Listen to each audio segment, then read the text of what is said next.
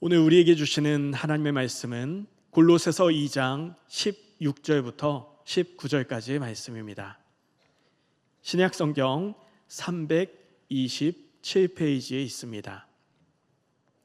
골로새서 2장 16절부터 19절까지의 말씀을 우리 한 목소리로 함께 읽도록 하겠습니다. 시작. 그러므로 먹고 마시는 것과 절기나 초하루나 안식일을 이유로 누구든지 너희를 비판하지 못하게 하라. 이것들은 장래일의 그림자이나 몸은 그리스도의 것이니라. 아무도 꾸며낸 겸손과 천사 숭배를 이유로 너희를 정죄하지 못하게 하라. 그가 그 육신의 생각을 따라 헛되이 과장하고 머리를 붙들지 아니하는지라. 온 몸이 머리로 말미암아 마디와 힘줄로 공급함을 받고 연합하여 하나님이 자라게 하심으로 자라느니라. 아멘. 이렇게 예배로 하루를 시작하는 우리 모두에게 하나님께서 함께 하심으로 오늘도 주님과 동행하는 하루, 주님을 바라보는 하루 되길 축복합니다. 어느 날 저녁이 되어서 아이들을 재우기 위해 곰돌이 푸라는 동화책을 읽어준 적이 있습니다. 들어는 보셨나요? 곰돌이 푸. 그런데 그 내용을 봤더니 이제 곰돌이 푸가 어느 날 해바라기가 가득히 핀 토끼의 정원에 가더니 그걸 부러워하는 겁니다. 그 모습을 보고 친구들은 그래, 우리가 푸에게 정원을 만들어주자 합심하더니 서로 일을 분담하여서 정원을 만들기 위해 일합니다. 피글릿은, 그러니까 작은 돼지 친구가 있어요. 그 피글릿은 삽을 들고 땅을 열심히 일구면서 이제 푸에게 정원을 어떻게 일구는지 설명을 합니다. 그런데 푸는 그 옆에서 드르렁 드르렁 코를 골며 잠이 들었습니다. 친구들이 맡은 일을 잘 감당하고 이제는 푸가 해야 할 일은 씨를 뿌리는 일이었습니다. 그래서 그 밭을 잘 일구어서, 정원을 잘 일구어서 이제 친구들이 푸를 깨우며 말합니다. 푸야, 이제 씨를 뿌리자. 그랬더니 푸가 잘 자고 일어나더니 씨는 내일 뿌리자 하면서 또 자는 겁니다. 그 다음 날이 되었습니다. 다음 날이 되어서 푸는 아침 식사로 꿀을 한 사발 잘 먹더니 기분이 좋아져서 친구들을 찾아갑니다. 그리고 친구들아, 너희가 나를 위해 이렇게 정원을 만들어준다는 게 너무 고마워. 내가 너희를 위해 노래를 불러줄게. 그래서 즐겁게 노래를 합니다. 친구들도 그 노래를 듣고 같이 노래를 부르며 즐거워합니다. 그리고 나서 이제 정원에 열심히 물을 주고 또 잘 가꾸어서 해바라기가 잘 자라게 힘씁니다. 그런데 하루가 지나고 이틀이 지나고 몇 날 며칠이 지나도 순이 자라나지 않는 겁니다. 물도 열심히 주고 잘 가꾸었는데 이 해바라기 순이 자라나야 되는데 안 자라나니까 정원 전문가인 토끼를 불러옵니다. 그래서 순이 안 자라나, 이것 좀 어떻게 좀 한번 검사해줘 했더니 토끼가 그래? 땅도 파고 물도 주고 잘 일구었는데 순이 안 자라난다고? 그럼 푸우에게 씨를 얼마나 깊이 심었는지 물어보자 하고 물어봤습니다. 알고 봤더니 푸우가 씨를 안 심은 겁니다. 자기가 좋아하는 꿀단지 안에 씨를 고이 모셔두고 심지를 않은 거예요. 이 모습을 보고 이제 어떡하냐, 이제 친구들이 책임 추궁하고 비난하겠다 하면서 다음 점을 넘겼습니다. 그런데 이 친구들 누구 하나 푸를 비난하지 않았습니다. 야, 우리가 너를 위해 정원을 만들어주고 이렇게 힘써 일하는데 너는 노래 부르고 잠자고 너 하고 싶은 거 다 하더니 씨 심는 거 하나 못하냐? 이러지 않았다는 겁니다. 오히려 친구들은 어떻게 하면 푸를 도와줄 수 있을까? 정원을 만들어줄 수 있을까? 고민하는데 토끼가 나서서 푸야, 내가 널 도와줄게 하더니 자신의 정원에 있는 잘 자란 해바라기를 옮겨다가 그 정원에 심어줍니다. 그러면서 푸우야, 너의 정원이 마음에 드니? 라고 물었습니다. 이 물음의 푸우는 이 정원은 내 정원이 아니야. 너희들이 나를 도와주었잖아. 이 정원은 우리 모두의 정원이야. 하면서 친구들과 그 정원에 모여 앉아서 누워서 하늘을 보더니 그래, 이 정원의 이름을 친구들의 정원이라고 하자 라고 하면서 깔깔거리며 좋아합니다. 저는 이 모습을 보면서 이 푸우의 친구들이 푸우에게 정원을 만들어주자는 그 목적을 잃지 않았구나라는 것을 느꼈습니다. 그 중간에 여러 가지 일이 있었지만 그것을 원망하거나 불평하거나 비난하지 않았고 처음 목적 그대로 정원을 만들어주자 그것을 꾸준히 지켜나가는 모습을 보았습니다. 교회에서 일어나는 모든 일에 좋은 게 좋은 거야 그렇게 넘어가자는 말이 아닙니다. 삶의 여러 여건과 교회에서 일어나는 여러 과정 속에 우린 때론 목적을 잃는 경우가 있습니다. 예수님을 잃는 경우가 있다는 겁니다. 본문 16절에 그러므로 먹고 마시는 것과 절기나 초하루나 안식일을 이유로 누구든지 너희를 비난하지 못하게 하라. 여기에 비난하다는 것은 심판하다, 평하다라는 의미입니다. 율법 조문의 중심으로 해서 그것을 지키는 것으로, 지키지 않는 것으로 누군가 너희를 비난하지 못하게 하라. 율법에 얽매이지 말라는 의미입니다.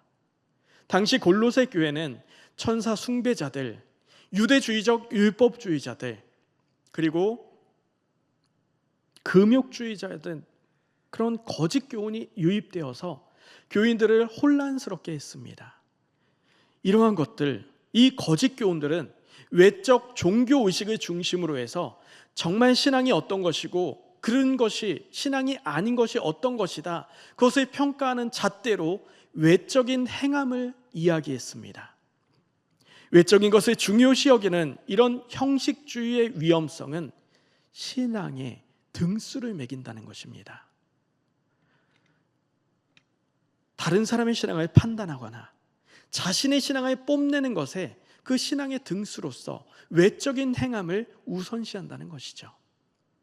성경을 읽는 것, 예배를 드리는 것, 또한 기도하는 것, 이러한 외적으로 나타나는 것은 예수 그리스도를 향한 믿음이 자라나는 데에 도움이 될 수 있습니다.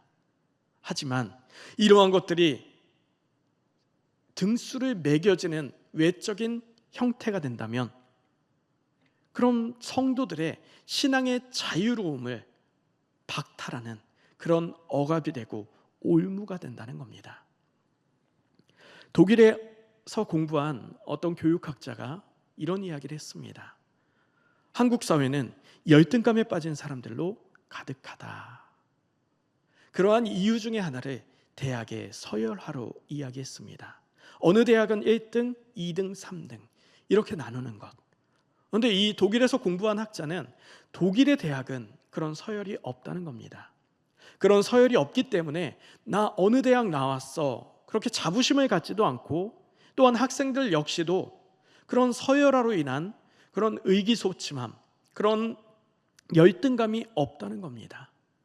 서열을 없앴을 때에 사교육이 없앨 수 있고, 또한 자살률 1위라는 것을 자연스럽게 해결할 수 있을 것이다 라고 이 학자는 주장했습니다. 이렇듯 신앙의 형식주의, 서열화는 우리의 마음을 더욱 강팍하게 만들 뿐입니다.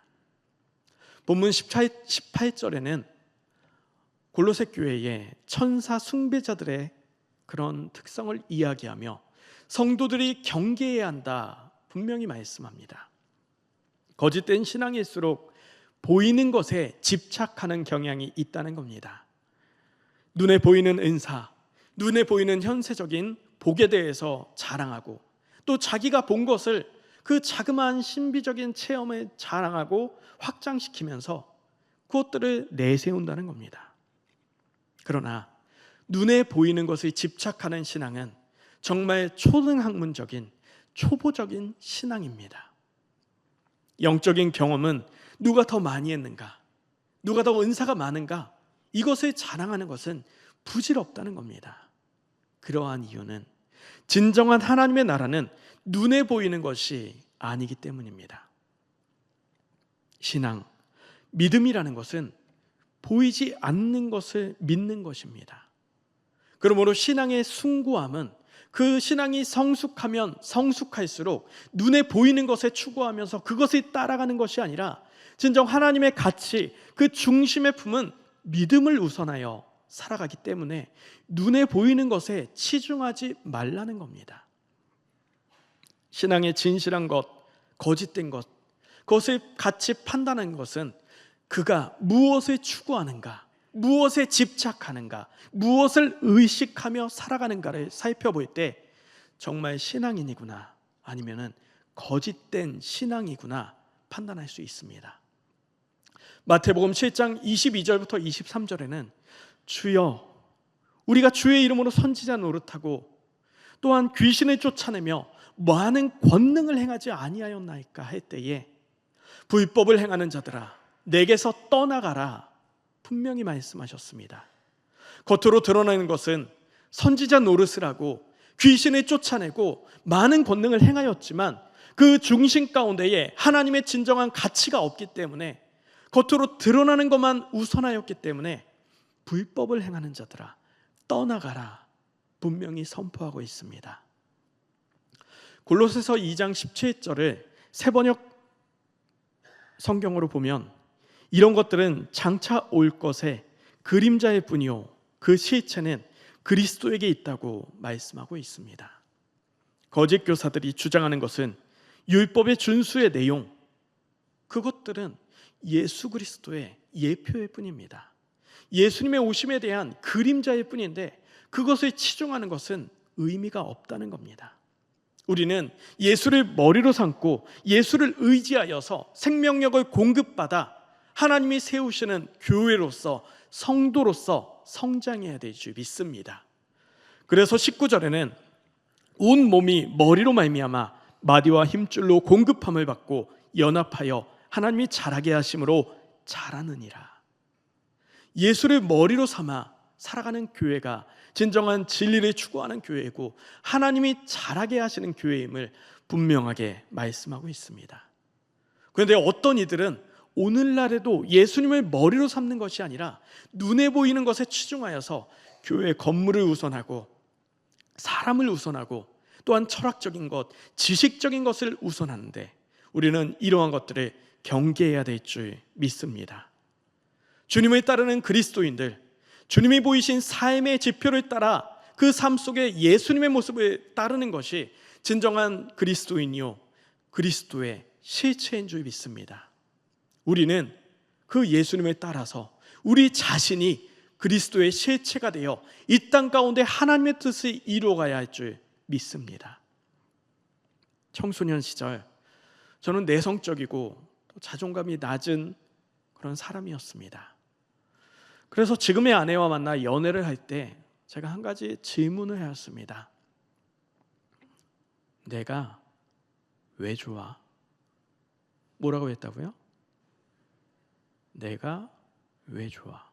지금 생각하면 이해가 되지 않죠. 사람이 사람 좋은 건 그냥 좋은 거지 무슨 이유가 있겠습니까? 그런데 그 당시에 저 스스로 자존감이 엄청 낮았습니다.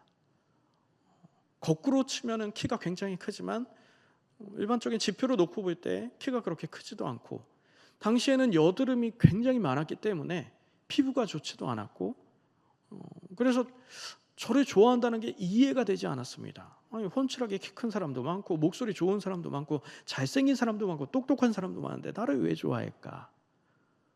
그래서 그런 질문을 했던 겁니다. 그런데 아내의 대답은 저를 더 당황케 만들었습니다. 왜 좋아하냐고 물어보면은 잘생겨서 좋아, 목소리가 좋아서 좋아, 뭐 그런 착해서 좋아 이래야 되는데 당신이 그 자리에 있어서 좋다는 겁니다. 이해가 되시나요? 이해할 수 없는 부부가 저희 부부인데 그 자리에 있어서 좋다. 그 이야기 듣고 당황했었습니다. 그런데 이야기 들어봤더니 이해가 되더라고요. 아내와 전 같은 교회 출신인데 저는 예배에도 빠지지 않고 기도의 자리에도 빠지지 않고 그런 모습들, 그리고 대학생이 되었을 때는 학교 축제가 있어도 수요 예배 드리겠다고 교회 가고, 친구들이 MT 가도 저는 금요 기도에 오겠다고 꼬박꼬박 교회 가고, 언제나 예배의 자리를 향하는 그 모습이 좋았다는 겁니다. 아내에게 있어서 예수님은 언제나 나와 함께 하시는 분, 나와 함께 하시고 위로하시는 분, 신실한 분, 그런 분이었는데 그 신실한 모습이 제가 닮았기에, 언제나 변함없이 그 자리에 있었기에 좋았다는 겁니다. 나도 몰랐던 나의 가치, 그것은 예수님이었습니다. 그렇게 결혼을 하고 토끼 같은 예쁜 딸이 태어났습니다. 그런데 이 아이가 5살이 되더니 패션에 눈을 떴습니다. 요즘에도 그 왕성한 패션 감각을 갖고 있는데, 요즘에도 보석 스티커를 귀에 붙이고 아빠 귀걸이 이쁘지 하고 저에게 자랑을 합니다. 근데 5살이 되어서 이 주체할 수 없는 패션 감각을 뽐내면서 막 여러 가지를 했습니다. 어느 날은 교회에 가기 위해서 준비를 하고 이제 현관에 나갔는데 아이가 멋진 패션 감각으로 나왔습니다. 봤더니 치마를 입었는데 하나의 치마만 입은 게 아니라 2겹의 치마를 입었습니다. 레이어드 스타일로 한 겹 입고 또 한 겹 입고, 그리고 목걸이를 굉장히 화려한 목걸이라고, 귀걸이도 그 집게 귀걸이인데 엄청 화려한 거라고, 머리띠를 찾는데 머리띠도 화려하고, 머리띠에 어서 주워온 끈을 매었는데 그건 막 주렁주렁 맺혀 있고, 요즘 스타일로 말하면 투머치, 너무 과하다는 거죠. 옛날 스타일로 말하면 각설이 스타일. 한마디로 뭐라고요? 그지꾸루라고 애가 나타났습니다. 시골교회 목회자 아들로 자란 저는 사실 겉으로 보여주는 외양에 굉장히 신경을 많이 썼습니다. 아버지 역시도 저에게 그걸 이야기했기 때문에 저는 이제껏 머리색이 바뀐 적이 없습니다. 제 친구들은 고3이 되어서 막 그 졸업할 때 탈색도 하고 파란색도 하고 이러는데 저는 항상 검은 머리.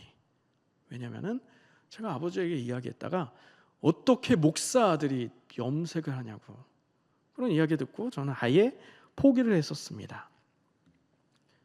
그런 의식을 갖고 있다 보니까 아이의 이 화려한 모습이 용인이 되지 않은 겁니다. 그래서 예음아, 다른 옷 입고 갈까?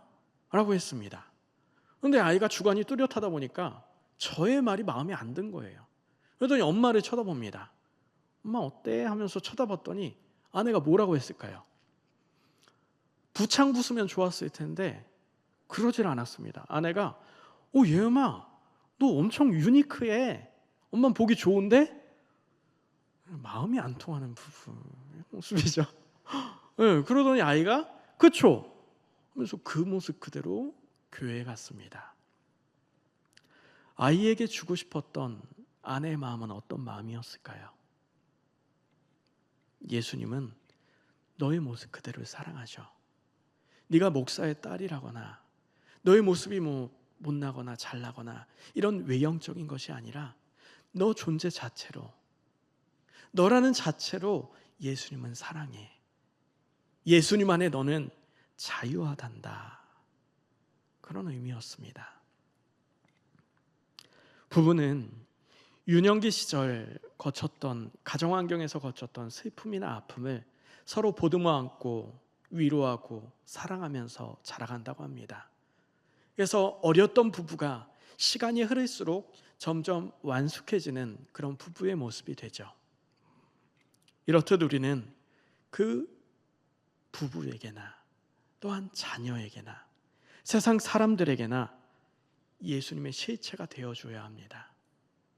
예수님이 이 땅 가운데 와서 본을 보이신 그 삶의 모습, 죄인들을 사랑하셨고 위로하셨고 품어 안으셨고 감싸 안으셨던 그 모습, 그 사랑의 중심이 우리 가운데 가득하여서 우리가 예수님의 사랑으로서 예수님의 실체가 되어서 상처 입은 자들은 위로하고 눈물 흘리는 자들은 눈물을 닦아주고 외로운 자들에겐 친구가 되어주는 모습, 사랑받기도 하고 사랑하기도 하고 위로받기도 하고 위로하기도 하면서 사랑하는 것이 바로 우리의 모습이 되어야 할 줄 믿습니다.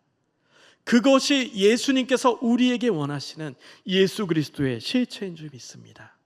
진정 예수의 가치를 품고 예수의 가치로 살아가는 그 삶이 진정 행복한 삶이고 감사한 삶인 줄 믿습니다. 저와 여러분이 그렇게 살길 축복합니다. 골로새서 2장 19절에 온 몸이 머리로 말미암아 마디와 힘줄로 공급함을 받고 연합하여 하나님이 자라게 하심으로 자라느니라. 우리는 그리스도의 실체가 되어서 하나님이 우리를 자라게 하시는 그 은혜를 맛보아 누려야 할 줄 믿습니다. 요즘처럼 물질 만능주의가 만연한 시대도 없는 것 같습니다. 물질이 우선되는 사회인 것 같습니다.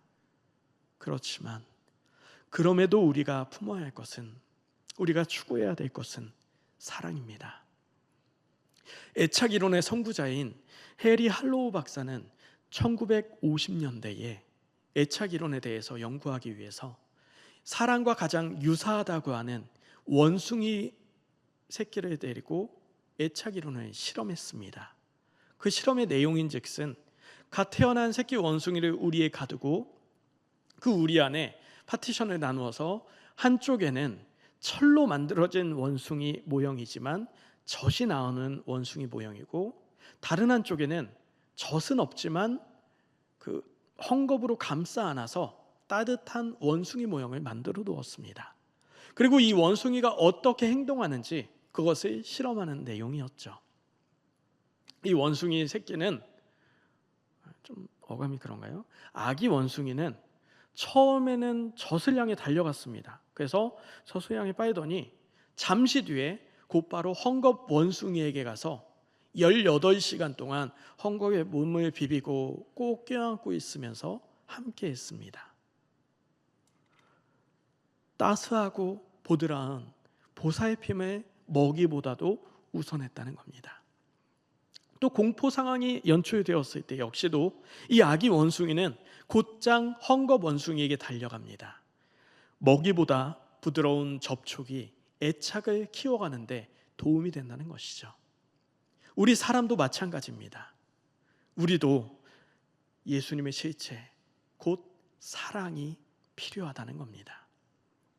이 세상에서 가장 사랑의 눈먼 분이 누구이실까요? 바로 예수님이죠.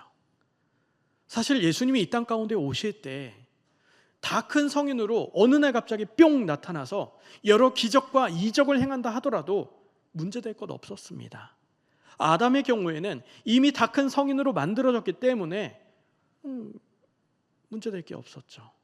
그런데 예수님은 마리아의 뱃속에 잉태되었고 10달의 시간을 보내었고 엄마에게 의지하여서 생명을 지킴받고 길러져서 유아기, 청소년기, 성인기에 이르기까지 성장하는 시간에 갔습니다.